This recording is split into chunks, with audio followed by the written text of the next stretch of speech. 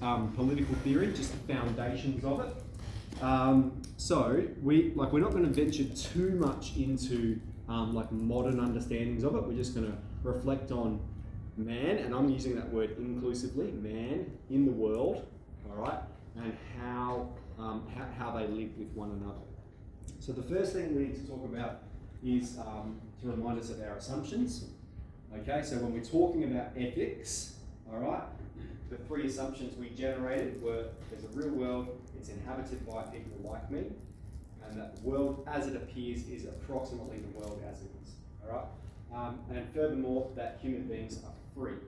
Okay, that they do have free will. And now that we're talking about applied ethics, that is, we're taking our understanding of ethics and applying it to real life, we have to assume moral realism. Otherwise, the conversation is futile. What does moral realism say? There is a correct answer, and it can be arrived at through a reasonable process. Okay? Ethical questions do have right answers, and we can discover what they are. All right, so they're the assumptions that we're coming to when we talk about political philosophy. So let's talk about the origins of the word politics. Okay, it comes from the Greek word polis. Does anyone know what a polis is? A city-state. Excellent. A polis is a city-state. So that's a group of people living together. And if you look at maps of ancient Greece, okay, it's not like it was just one country. It was made up of lots of city-states. You have Athens, and you have Corinth, and they had different forms of government at different times, and they're all sort of competing with one another for power and for wealth, and so forth. So that's where the word comes from. It's a city-state. So in a city-state, we have a group of people living together, and there's some structure about through which they operate. So why is government, so I'm going to use that word, government, politic, body politic, and the state, I'm going to use those words synonymously. And what does that mean? That is some external entity that's sort of composed of, it's an artifice of man, it's made by man for, that imposes controls and laws and so forth upon other people. So why is it necessary? Okay, so if you have one person living alone in the wild by themselves without any contact with anyone else, all right? Do they have any need for speeding laws? Do they have any need for laws of any kind if they're living by themselves in the middle? It would seem the answer is no, that the only reason we have laws is so that we're restricted on how we can operate in the world with regards to other people. So if we have one person by themselves, we don't need a political system. Yet, as soon as we have multiple people living in the same space, all right, all of a sudden we have competing interests. Even if it is, I want to drive from my school to my house, all right, and someone else wants to drive from the pub to their home, okay? We need some system in order to allow us to both navigate to our paths. We have competing interests. And so a government, a state arises when we have individuals or people in an area that have competing interests. They're competing with one another. They've all got different goals. Okay, so government is necessary if we have competing parties. All right. Now I think it's useful to break it down into, this is how Richard Taylor describes it. He has 5 questions. I agree with Alex. You reduced it to 4. One of them I think is a bit beyond what we need to discuss. It's about legitimacy of government. So instead we're going to focus on these 4 questions, and we're going to go through and we're going to see if we can come up with some answers to them together. Because prior to even thinking about the Queen or about democracy, we've got to think about, well, like we've got this idea of government, what are some of the answers to these questions? And that's going to inform what type of government we should enact in our society. So firstly, what is the end of government? That is, what is its purpose? What is its telos? We have, it's necessary, so, but what's its function? Why do we have it? What is the justification of government of some men by others? All right, so what we mean by this is, if the government is a man-made institution, right?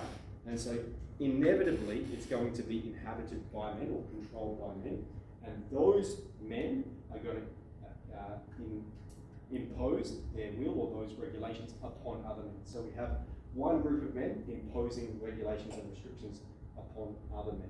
Why? What's our justifications for that? In the third one, what is the extent of governmental control over an individual? So we're asking there, how coercive should we be? Should we really strongly enforce our rules and regulations, or should we just encourage people to? Should they exist, but there be no enforcement whatsoever? Okay, so that's the question. What control? And then what are the duties of citizens? All right, so do citizens have to obey all laws, or only ones that they think are good laws, or only the ones that they think are just? And so forth. So these are the 4 questions, and we together right now are going to try and come up with some solutions, and I'm going to type them up as we go on. So who would like to propose? What is the goal of government? What is its purpose? What is its function? To keep people safe. Keep people safe? Yeah. Like a prosperous society. Yep, to enable prosperity, enable or to promote even prosperity, and we can add all kinds of synonyms there. Harmonious, just. All right. Any other ideas? Like technological advancement. Okay. Yeah. If you would like to say that the end of government is to help us advance with technology. Technological advancement. Yep. Any others?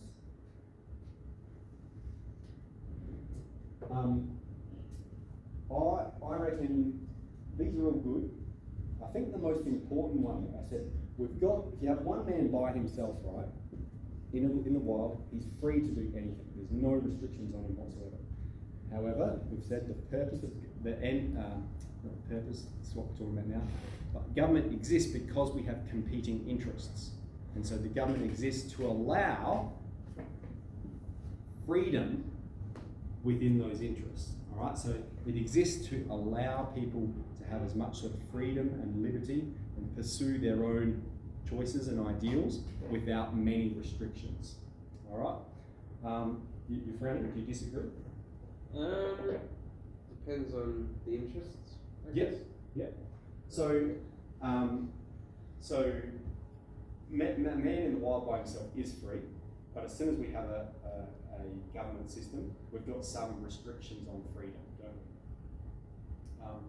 So we've got restrictions on freedom, but we want to. What my argument here, or what I'm presenting, is that we want to enable as much freedom as possible. Is freedom a good thing? Depends on the person. Depends on the person, okay. I think we'll get to that when we talk about extensive governmental control. Maybe that's where we can test it a bit more. But when I was going through this, I thought, that's an obvious one, freedom. So that's interesting that you're choosing to contest it. I'm pretty happy with all of the answers we've got there. Does anyone want to add anything else? Very good. Okay, so let's move on then.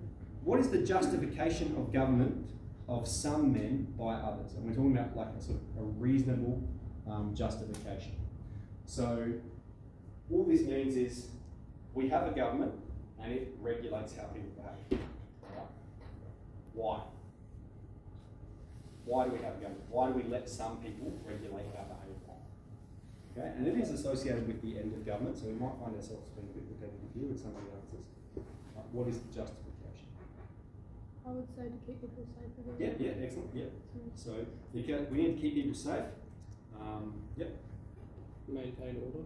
To maintain order. Yep, excellent. Otherwise there'll be sort of chaos. To maintain order. So we can cooperate as a species. Excellent. To help us cooperate with one another. Yep, very good. Yep. I do have a list as well that I came up with before. I should refer to.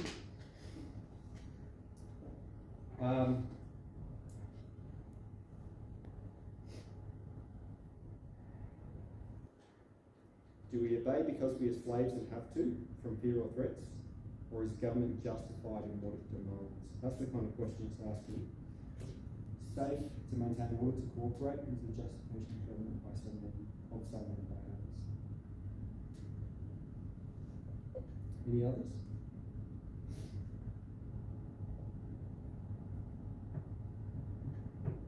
What about like people are stupid, people are immoral?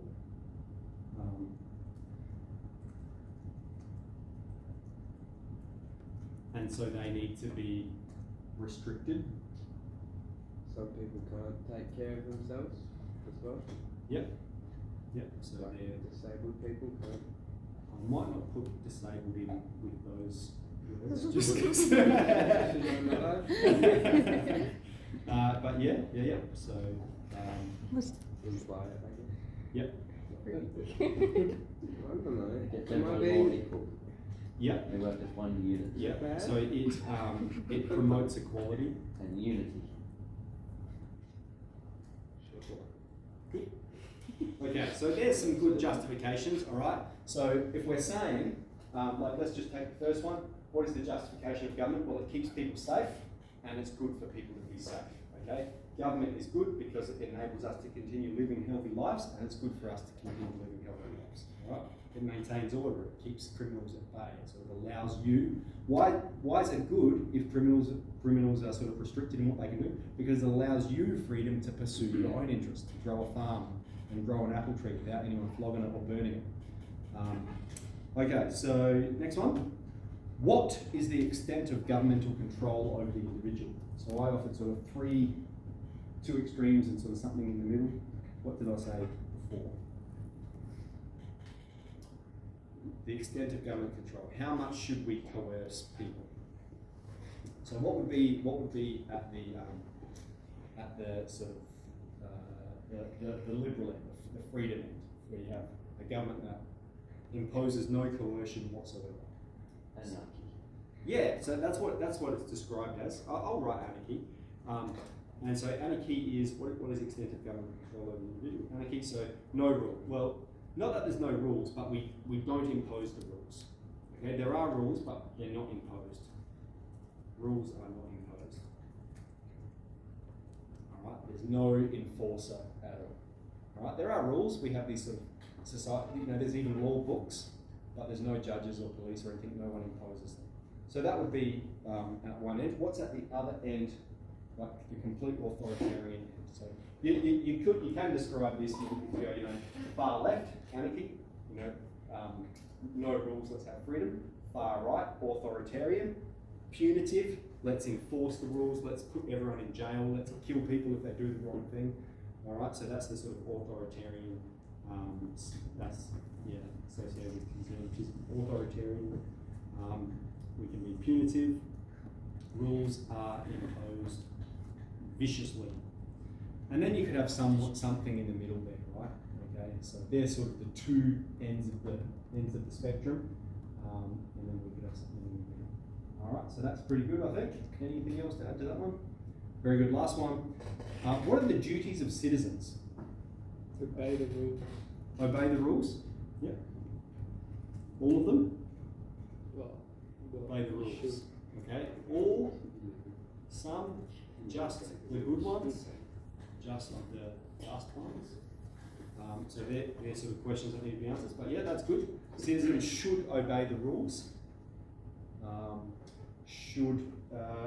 What about with regards to the state and the well-being of others? It might be like defend the state or defend the government. Try and keep it up, upkeep it. Strive for peace.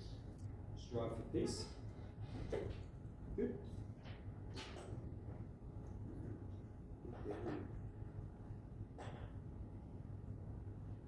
Very good.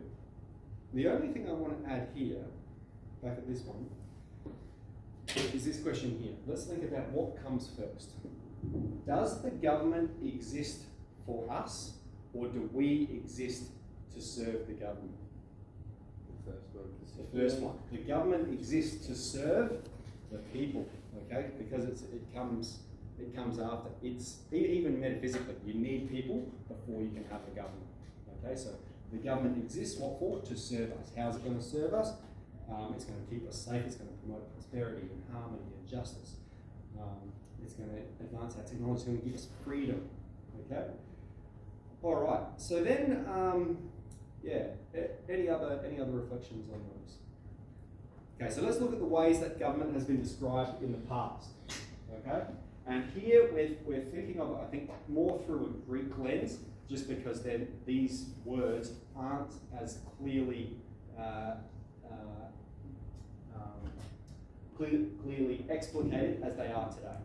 All right, so if we think of, and I've broken it up really simply, democracy, ruled by the people. That's what we live in today, roughly. Although you know, it's called representative democracy because I don't get to vote on all the legislation that passes, but I vote on who is elected, who will then vote on the legislation that passes. So it's representative democracy. It's ruled by the people. Monarchy, ruled by the king or the queen or the royal family, whoever they are. Oligarchy, ruled by the rich. All right, so maybe you're looking at aristocracy and going, well, that's what that means. We've sort of got the bourgeoisie, the elite, the rich, the powerful, and then the working class. What's the opposite of the bourgeoisie? The peasants, yeah, sort of the lower class. All right, so that's oligarchy. Those who have the money are in control. Tyranny, all right. Tyranny is like where there's no established order, and so someone who is strong seizes power through might and imposes their will on the people. All right, that's what tyranny is. Ruled by the mighty. Okay, and then anarchy. There are no rules.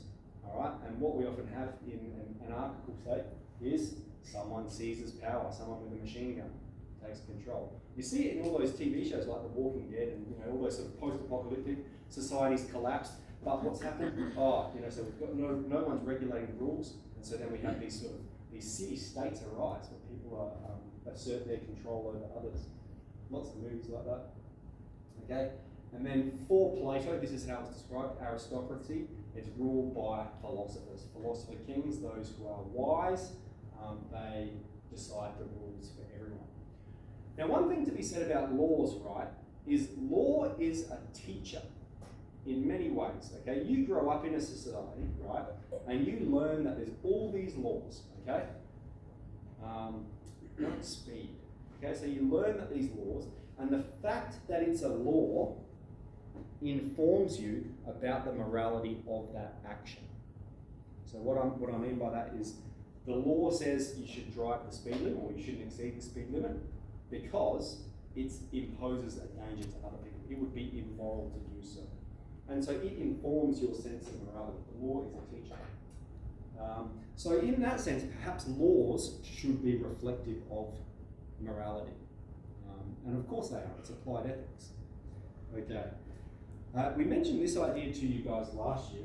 So John Rawls, he's a philosopher, and he says, if we're going to come up with rules for society, here's how we should do it. This is going to generate the best rules for society that we could possibly have.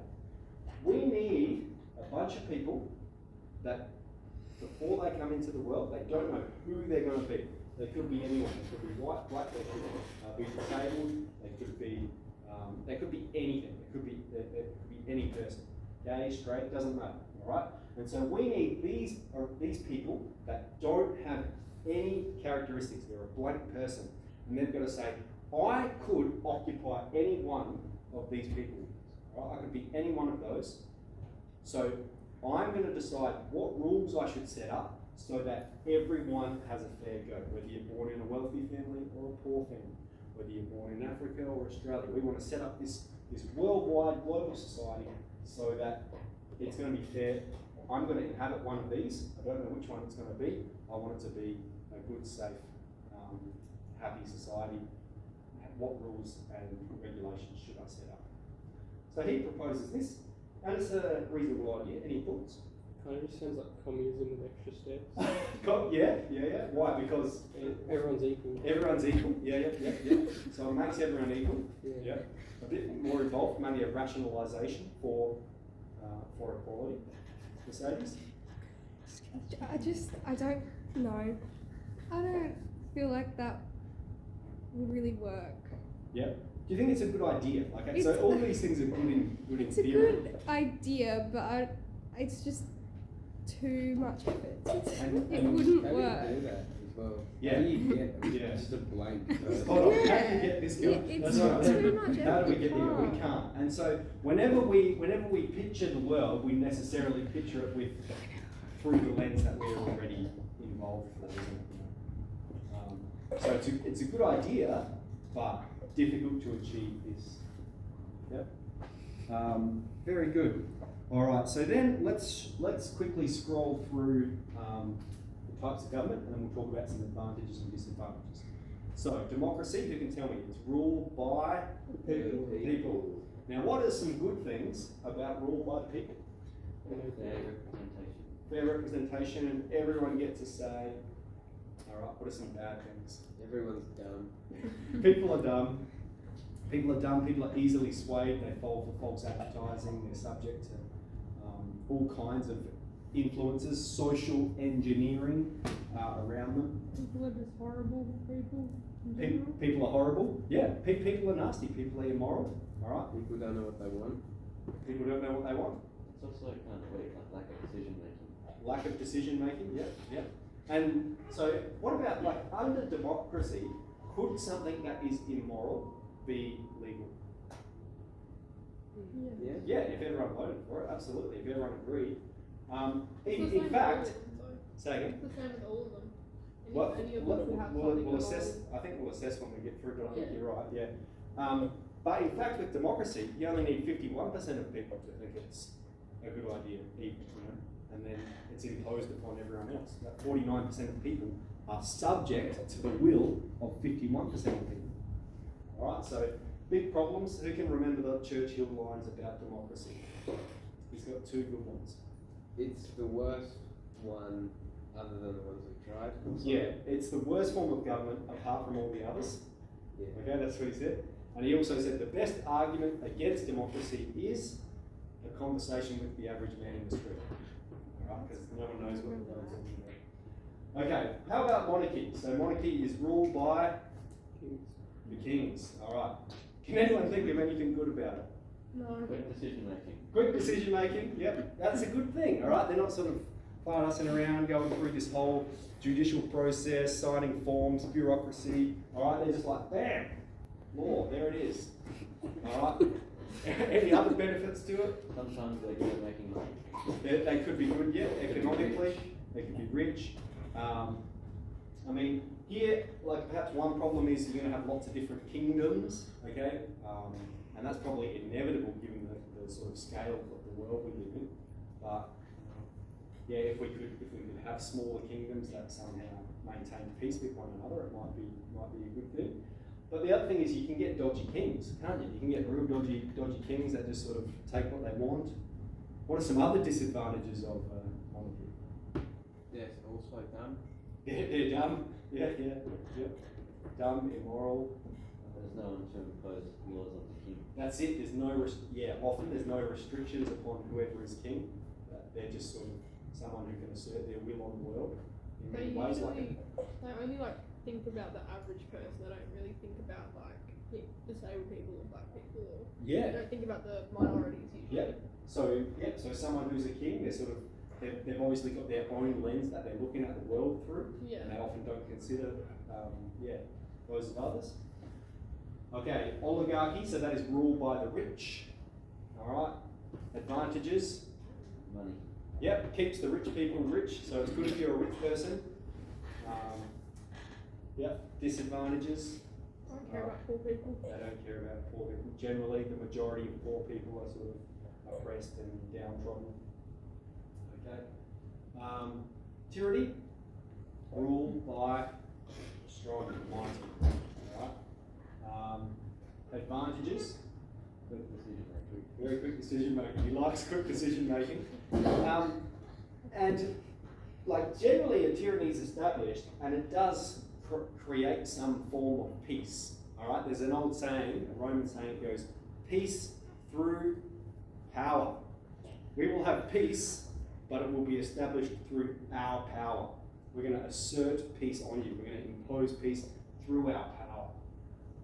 Peace through power. So yeah, quick decision making, like you can have peace, you can have fair economic trade and so forth.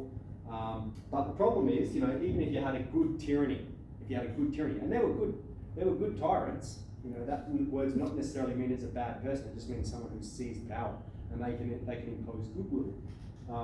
But some disadvantages. All right, all it takes is for someone next door to stab them in the back. All right, to kill them, or to then seize power from them. You know, and then you have the disruption of the whole flow. Okay, anarchy, no rules. Advantages. Crime rate drops to 0. Yes, modern solutions require. What's it? What have you got? Crime rate falls to 0. There's a really big advantage to having no rules. Can't do anything wrong. You can't do anything wrong. Yeah, no rules. Freedom. Okay, that you are completely free, or completely free to act. I mean, obviously you can't fly. You know, you're sort of restricted in the shell that you inhabit, but you've got freedom to do basically whatever you want. All right, without anyone restricting your will. But then the disadvantage of that, the adverse of that is People are stupid. Everyone just kills each other. yeah, everyone's like people are just going to kill people they don't want. Or steal things, or you know, rape and pillage and murder. And, you know, people are just going to do whatever they want because there's no rules whatsoever. Okay, and aristocracy ruled by philosopher kings. Advantages. Quick decision making. Yeah. Probably, I don't know. Problems in philosophy never seem to be solved. You know, we talk about it as the great conversation. That's what philosophy is, and people still argue about the basic things. But yeah, it could be if you had one philosopher with decision making. You know, they've already got their ideas. But a group, maybe they might think really hard about it. What else? Advantages. They think the wide range of people. That's it. Yeah. Ideally, they would consider everyone. I think when we perhaps when we think of like the sort of philosopher lens, perhaps we're trying to picture this person. Okay, so it's someone who doesn't have any properties or considers everyone, but also is supremely wise and rational. Okay, that would be sort of the ideal. The problem is, I don't know anyone like that apart from myself. So, yeah, so like it sounds really good, you know, you could set up society in this beautiful way. Disadvantages, very difficult to I access. think that would be hard to uphold as well. Like, what if one philosopher dies? What do you do? Just grab another one? Yeah. Different guy. Yeah, well, and that's another problem here is, like if we think about, we've set up all of these rules and then we can just live, well that's not how society operates. We're continuously making new laws and getting rid of old ones to fit the will of the people. And that, you know, court cases are constantly brought before judges and so forth because they require solutions. What about if we made a supercomputer? Super rational beings. That'd be scary. And the super rational being arrived at the Ubermensch. Alright, so I will stop there. We do have a number of journal reflections.